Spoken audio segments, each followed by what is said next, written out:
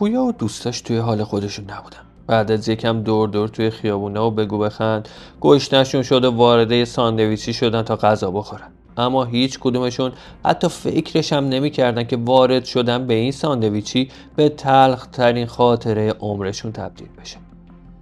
درود به شما همراه‌های محترم کانال جنایی‌گر.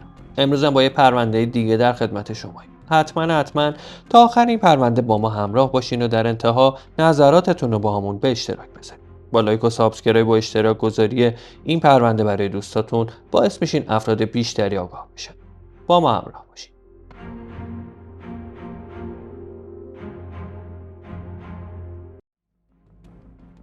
21 آذر ماه سال 1401 بود که خبری اتفاق ترسناک توی یکی از محله‌های شمال تهران به پلیس داده شد. کسی که گزارش این حادثه رو داد یکی از مشتریای ساندویچی محله بود که از صداش معلوم بود به خاطر صحنه‌ای که دیده وحشت زده شده. این مرد وقتی اومد پشت خط تلفن پلیس درباره اتفاقی که شاهدش بود گفت: توی ساندویچی بودم که چند تا پسر جوان که حالشون خیلی نرمال نبود با صاحب مغازه وارد چالش شدن و یکیشون با شیء تیز به صاحب مغازه آسیب زد. به اورژانس هم زنگ زدم که بیان و این مرد رو برسونن بیمارستان، اما وضعیتش خیلی بده و به نظر میاد شانس زنده موندنش خیلی کم باشه. با اعلام این گزارش مامورا و کاراگاه بعد از اینکه با هم هماهنگ شدن عازم ساندویچی مورد نظر شد. جمعیت زیادی جلوی مغازه جمع شده بودن و همه با وحشت و استرس این قضیه رو برای همدیگه تعریف میکردن. با دیدن مامورا همه سکوت کردن و راهو برای مامورا باز کردن. اما قبل از رسیدن پلیسا پیکر مرد آسیب دیده توسط مامورای اورژانس به بیمارستان منتقل شده بود. افرادی که شاهد این صحنه بودند در حال تعریف کردن این قضیه برای بقیه اهالی محل. همه در تلاش برای به دست آوردن خبرهای تازه‌ای از این حادثه بودند.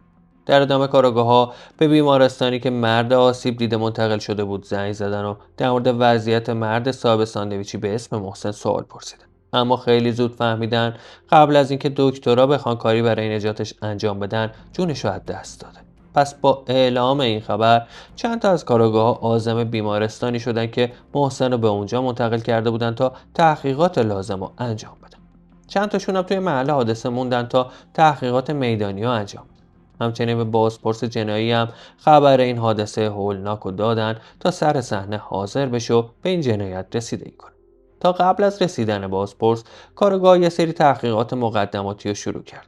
در این باره از چند تا از افرادی که موقع جنایت توی ساندویچی حضور داشتن و از نزدیک شاهد جنایت بودن هم تحقیق کرد. مردی که به پلیس و اورژانس زنگ زده بود در مورد اتفاقی که با چشمای خودش شاهدش بود به کارآگاه توضیح داد و در این باره گفت: من توی مغازه بودم و منتظر بودم که سفارشم آماده بشه و ساندویچمو برام بیار. در همین حین بود که یه ماشین پژو که 4 سرنشین داشت جلوی مغازه توقف کرد و 4 تا پسر جوان ازش پیاده شدن و وارد مغازه شدن. از نحوه راه رفتن و لحن حرف زدنشون معلوم بود که نرمال نیستن و توی حال خودشون نیستن. این چند تا پسر جوان نشستن دوره یه میز سفارششون رو ثبت کرد. اما خیلی طول نکشید که با صاحب مغازه وارد چالش شدن و در نهایت یکیشون با شیء تیز به صاحب مغازه آسیب زد و باعث به وجود اومدن این فاجعه شد. این اتفاق خیلی غیر منتظره بود و فکر نمی کردیم کار قراره به این جاها کشیده بشه وگرنه جلوشون رو میگرفتیم.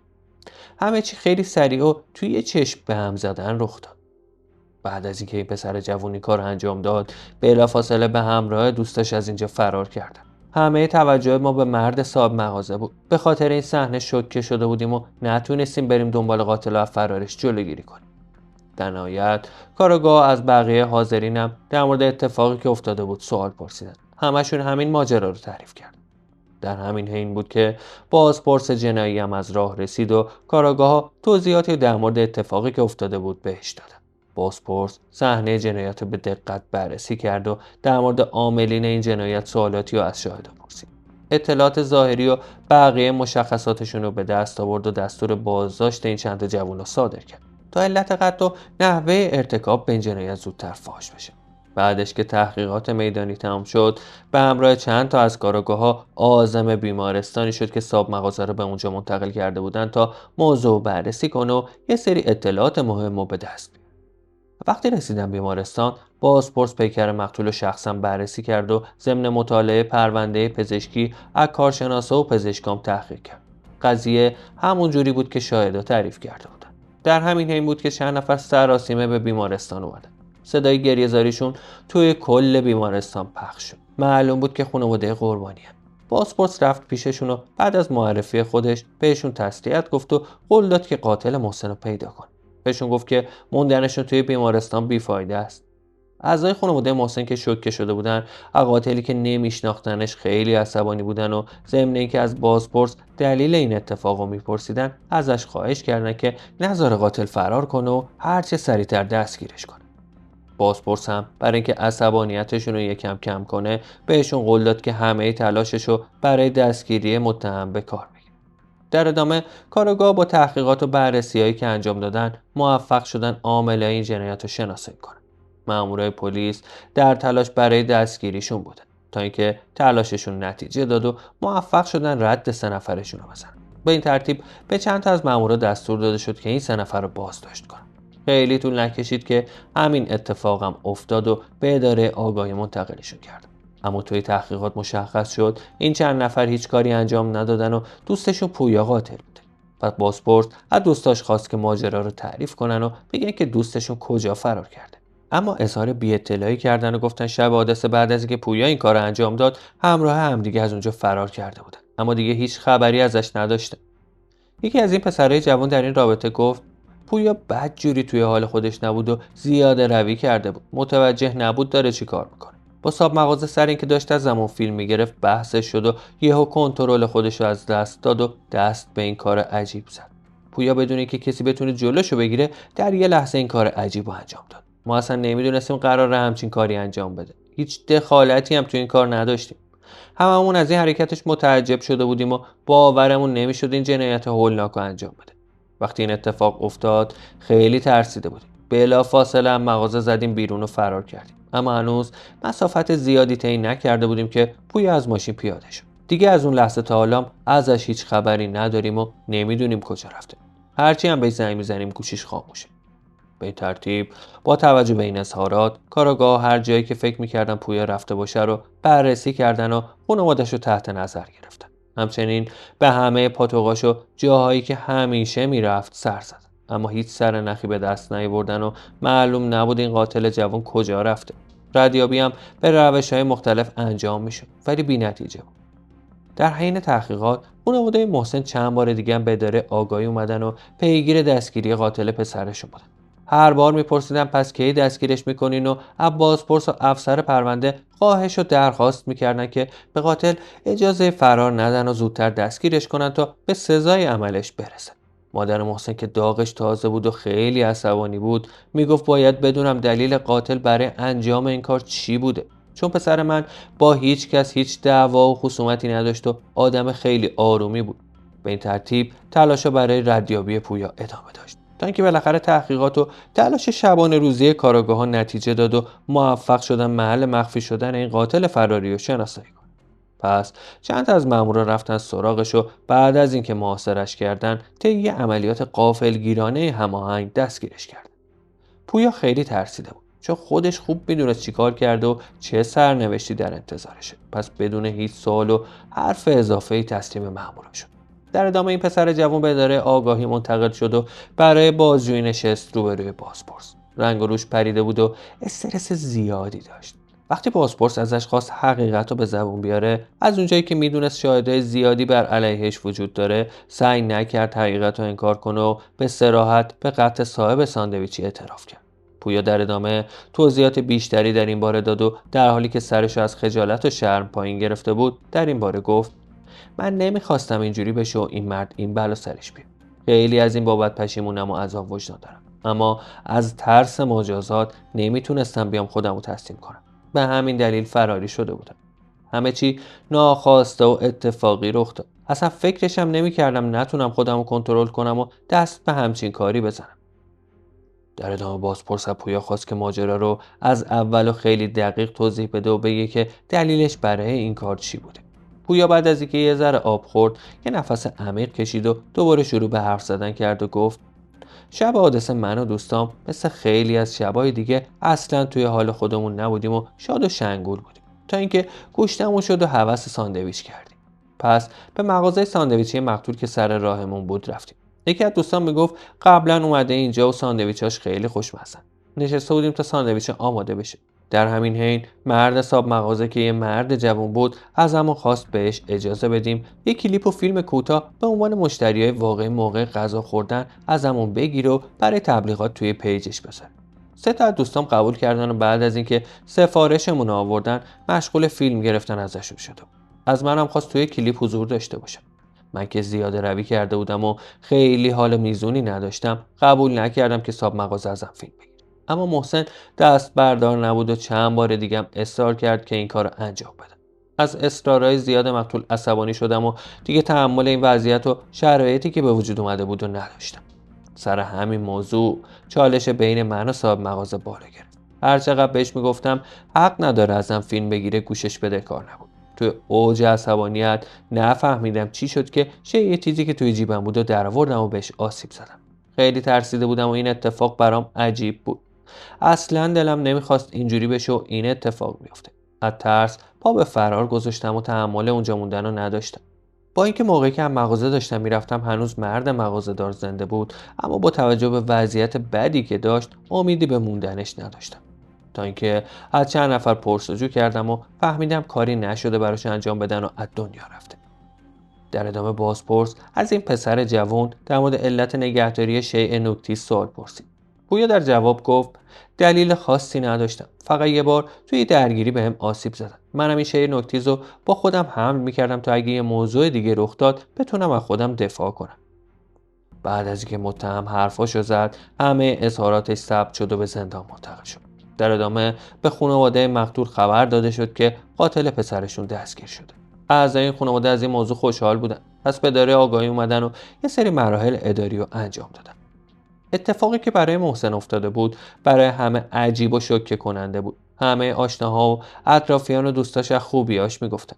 همه میگفتن محسن خیلی آروم و صبور بود. چطوری ممکنه سر یه مسئله کوچیک با یکی دعوا کرده باشه و این اتفاق براش رخ داده باشه؟ یه مدت کوتاه بعد از اعترافات پویا مسئولین این پرونده با هم هماهنگ شدن تا صحنه جرم بازسازی بشه. به این ترتیب متهم از زندان بیرون آورده شد و توی محل وقوع جرم رو به دوربین قضایی مشغول بازسازی صحنه جرم شد و توضیح داد که شب حادثه چه اتفاقاتی افتاد و چطور مرتکب قتل شد. مسئولین پرونده‌ام با دقت به اظهاراتش گوش دادن و در نهایت جزئیات دقیق تری از این جنایت به ثبت رسید و حرفاش در مورد این اتفاق مورد تایید کارشناسای پزشکی قانونی هم قرار گرفت. این پرونده مرحله به مرحله در حال تکمیل بود و چیزی نمونده بود که تکلیفش مشخص بشه. بعد از اینکه یه سری مراحل قانونی طی شد و تحقیقات تکمیلی انجام شد، پرونده این جنایت با صدور کیفرخواست به شعبه چهارم کیفری استان تهران ارسال شد. متهم از زندان به سالن دادگاه آورده شد تا ضمن اعتراف دوباره به جرمش در حضور اولیای دم و قضات از خودش هم دفاع کنه. پس چون پویا متهم به قتل بود و یه خانواده رو داغدار کرده بود، لحظات سختی در انتظارش بود. روز برگزاری جلسه قضات سر جای خودشون نشسته بودن و پرونده رو جلوی روی خودشون قرار داده بودن. همچنین اولیای دم هم حاضر شده بودن تا برای قاتل پسرشون مجازاتی که می‌خواستن رو مطرح کنن. به این ترتیب با شروع جلسه دادگاه متن کیفرخواست توسط دادستان خونده شد و در مورد این پرونده و روندش توضیحاتی داده شد. در ادامه از والدین مقتول خواسته شد که تقاضاشون رو برای مجازات قاتل مطرح کنند. اولیای دم اعلام کردن از طرف خودشون و بچه کوچیک محسن خواهان قصاصن. بعدش مادر محسن که خیلی عصبانی و ناراحت بود در جایگاه قرار گرفت و گفت من درخواست دارم قاتل پسرم قصاص بشه و حاضر به بخشش نیستم، چون پسر من هیچ گناهی نکرده بود که سزاش این باشه. این پسر جوان که اختیار خودشو نداشت نباید آزادانه هر جایی که میخواست میرفت. خیلی بابت اتفاقی که برای پسرم افتاده ناراحتم. بعد از اینکه مادر مقتول این حرفا رو زد، به متهم جوان دستور داده شد پشت میز محاکمه قرار بگیره و از خودش دفاع کنه. پویا که استرس و ترس تمام وجودش رو گرفته بود، در حالی که سرش پایین بود پشت میز محاکمه ایستاد و گفت من هیچ حرفی ندارم جز اینکه بگم شرمنده خانواده محسنم. میدونم که گناه کنم، بهشون حق میدم که همچین مجازاتی بخوان و از دست من خیلی عصبی باشن، اما باور کنین من توی حال خودم نبودم و یه لحظه کنترل خودم رو از دست دادم. از طرفی هم هیچ تصمیمی هم برای قتل نداشتم. 1% هم فکر نمی‌کردم با کاری که میکنم محسن از دست بره. هدفم فقط این بود که بترسونمش تا دست از سرم برداره. کاش اون لحظه خودم رو کنترل میکردم و این کار رو نمیکردم. همه چی خیلی یهویی رخ داد و من الان خیلی پشیمونم و عذاب وجدان دارم. باور کنین از زمانی که این کار رو انجام دادم تا حالا عذاب وجدان دست از سرم بر نداشته و همش کابوس‌های عجیب میبینم. تا حالا هزاران بار صحنه‌های اون اتفاق رو مرور کردم. هر دفعه خودم رو بابت این کار سرزنش میکنم. متهم در آخر حرفاش گفت با اتفاقی که افتاد زندگی من توی چند ثانیه به تباهی کشونده شد. انگار کل زندگیمو یه جا باختم. باید خودم رو کنترل میکردم یا مسئله به این کوچیکی رو انقدر بزرگش نمیکردم که کار به اینجا بکشه. اما آبی که ریخته شده رو هیچ جوره نمیشه جمعش کرد. بعد از اینکه متهم و اولیای دم حرفاشونو زدن، وکیلاشون هم ازشون دفاع کردن و اظهاراتشون رو مطرح کردن. در طول همه این مراحل قضات به دقت به همه حرفا گوش دادن و آخر جلسه با هم وارد شور شدن تا مجازات پویا رو به خاطر جنایت هولناکی که مرتکب شده بود مشخص کنند. پس همه مدارک و شواهدی که به دست اومده بود به دقت بررسی شد و برگه‌های پرونده یکی یکی ورق خورد و نتیجه تحقیقات یه بار دیگه بررسی شد. در نهایت قضات دادگاه پویا رو گناهکار تشخیص دادن و با توجه به خواسته‌ای که اولیای دم داشتن و با توجه به اظهارات خودش حکم قصاص این پسر جوون رو صادر کرد. وقتی این حکم به گوش پویا رسید، ناامیدی به سراسر وجودش رخنه کرد و با حالی مضطرب و پریشون از سالن دادگاه به زندان منتقل شد. این پسر جوان خودش رو ته خط می‌دید و از کارهایی که کرده بود به شدت پشیمون. با فکر کردن به گذشته حسرت می‌خورد، چون توی اوج جوانی درگیر زندان و حکم سنگینی شده بود. در هر صورت چاره‌ای جز پذیرش این سرنوشت تلخ نداشت و خودش هم میدونست که مسئول همه این اتفاقات تلخ کسی نیست جز خودش و کارهای اشتباهش. در ادامه بعد از انجام کارهای قانونی حکم قصاص پویا برای بررسی به شعبه 17 دیوان عالی کشور فرستاده شد. قضات دیوان عالی هم وقتی این پرونده رو بررسی کردن هیچ ایرادی بهش وارد نکردن و به رأی صادر شده از طرف قضات دادگاه مورد تایید زدن. در ادامه این رأی به شعبه سوم اجرای احکام دادسرای جنایی تهران ارسال شد. اسم پویا به لیست افرادی که قرار بود حکمشون اجرا بشه اضافه شده بود. هر چقدر که خانواده محسن مشتاق بودن که سریعتر حکم اجرا بشه، خانواده پویا نزدیک شدن به این لحظه به شدت واهمه داشتن و از سرنوشتی که در انتظار پویا بود خیلی ناراحت بودن. با این وجود چون همه میدونستن این پسر جوان از سر کم تجربگی و ناخواسته این جنایت مرتکب شده، تلاششون رو میکردن که رضایت اولیای دم رو جلب کنن. خانواده پویا بارها رفتن خونه مقتول یا افرادی رو واسطه کردن تا از والدین محسن رضایت بگیرن، اما هر دفعه با جواب رد مواجه میشد. با این وجود به پویا امید میدادن و سعی میکردن کاری کنن که روحیه‌شو نوازه. بهش میگفتن هر طور شده رضایت اولیای دمو بگیره. از طرف دیگه مسئولای زندان هم جلسات صلح و سازش رو برگزار کرده بودن و در تلاش بودن تا یه فرصت دیگه برای پویا به دست بیارن. تو این جلسات مسئولین صلح و سازش به خانواده محسن حرف میزدن و سعی میکردن روشون اثر بذارن تا بتونن رضایتشون رو جلب کنن. هرچند که خود پویا امیدی به بخشش اولیای دم نداشت، اما بالاخره این جلسات صلح و سازش نتیجه داد و موفق شدن رضایت والدین محسن رو جلب کنن. تو این جلسات پدر مقتول به شرط دریافت وجه المصالحه قاتل رو بخشید، اما مادر مقتول که توی بیمارستان بستری بود و توی جلسه حاضر نبود هنوز وضعیت رضایتش معلوم نبود. به این ترتیب چند تا از مسئولای واحد صلح و سازش اجرای احکام رفتن بیمارستان دیدن این مادر داغ دیده و یه بار دیگه باهاش حرف زدن. این مادر بخشندم که دیگه عصبانیتش از قاتل پسرش به شدت قبل نبود، به خاطر نزدیکی به روز مادر قبول کرد که قاتل پسرش رو ببخشه و از گناهش بگذره. پس این خبر خوش به گوش پویا رسونده شد. خبری که در حد معجزه براش بود و باورش نمیشد که دوباره فرصت زندگی کردن بهش داده شده باشه. به این ترتیب این پسر جوان هم مجازات قصاص نجات پیدا کرد. اما قرار شد که لحاظ جنبه عمومی جرمم به پروندهش رسیدگی کنن و مجازاتش از این نظرم تعیین بشه. این جلسه دادگاه هم تشکیل شد و پویا به 9 سال زندان محکوم شد. این حکم تایید شد و پویا برای گذراندن دوران محکومیتش دوباره راهی زندان شد. این پسر هنوزم توی زندانه و داره دوران محکومیتش رو میگذره. ممنونم که تا آخر این پرونده‌ام همراه ما بودید. اگه برای بار اولی که ویدیوهای ما رو میبینین ما رو دنبال کنید، چون ما هر روز پرونده‌های جدید ایرانی رو باهاتون به اشتراک میذاریم. تا بررسی یه پرونده جدید با ما همراه باشین و مواظب خودتون باشین.